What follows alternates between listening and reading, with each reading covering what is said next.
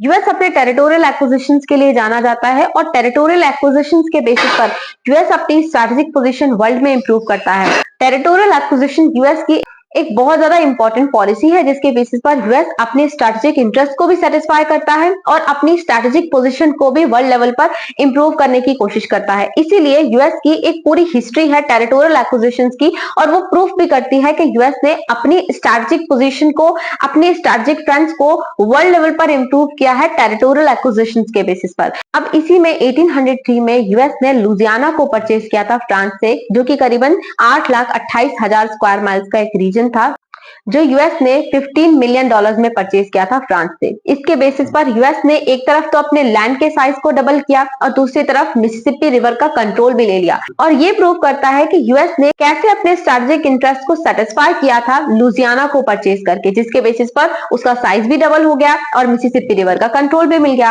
अब इसके बाद में यूएस ने 1853 में परचेज किया गाडस्टन रीजन को, जो करीबन 30,000 स्क्वायर माइल्स का रीजन एरिजोना में और न्यू मैक्सिको में प्रेजेंट था, जिसे कहा जाता है गैडस्टन रीजन। अब इस गैडस्टन रीजन को यूएस ने परचेज किया था ताकि वो अपने southern transcontinental railroad project को फैसिलिटेट कर सके, उसे बढ़ा सके। ये एक सेकंड फ्रंट है जो प्रूव करता है कि यूएस ने अपना टेरिटोरियल एक्विजिशंस के बेसिस पर स्ट्रैटेजिक इंटरेस्ट को सेटिस्फाई किया। इसके बाद में यूएस ने 1867 में रशिया से परचेज किया अलास्का रीजन को, जो कि करीबन 6 लाख स्क्वायर माइल्स का रीजन है और ये रीजन उसने करीबन $7.2 मिलियन में परचेज किया। शुरुआत में ऐसा लग रहा था कि यूएस ने ये जो अलास्का को परचेज किया है इसमें उसको खास इंपॉर्टेंट वैल्यू कुछ ज्यादा नहीं मिली, लेकिन जब 1896 में क्लॉन्डिक गोल्ड रश हुआ, जहां पर गोल्ड की डिस्कवरी हुई, तो ये रीजन स्ट्रैटेजिकली इंपॉर्टेंट हो गया और यहाँ से जो यूएस की स्ट्रैटेजिक पोजीशन है एशिया पैसिफिक रीजन में वो इंप्रूव हो गई। ये सारे ही टेरिटोरियल एक्विजिशंस यूएस के लिए बहुत इंपॉर्टेंट प्रूफ हुए हैं यूएस की स्ट्रैटेजिक पोजीशन को वर्ल्ड लेवल पर इंप्रूव करने में।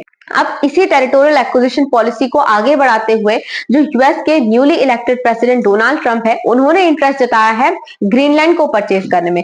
ग्रीनलैंड को परचेज करने से जो यूएस का इंटरेस्ट है आर्कटिक में, वो प्रूफ होता है कि आर्कटिक में जो यूएस है वो अपनी स्ट्रैटेजिक पोजीशन को इंप्रूव करना चाहता है। जो ग्रीनलैंड है वो वर्ल्ड का लार्जेस्ट आइलैंड है, नॉर्थ अटलांटिक ओशियन में लोकेटेड है और डेनमार्क की एक टेरिटरी है। ये जो ग्रीनलैंड रीजन है ये नेचर के बेसिस पर भी बहुत इंपॉर्टेंट है, क्योंकि इसमें कई सारे ब्यूटीफुल माउंटेन रेंजेस हैं जैसे कि वॉटकिंस रेंज और स्टोनिंग एल्प्स। इसके अलावा इसमें कुछ रिवर्स भी हैं जैसे कि बॉर्गलम रिवर, मेजॉर्किक रिवर।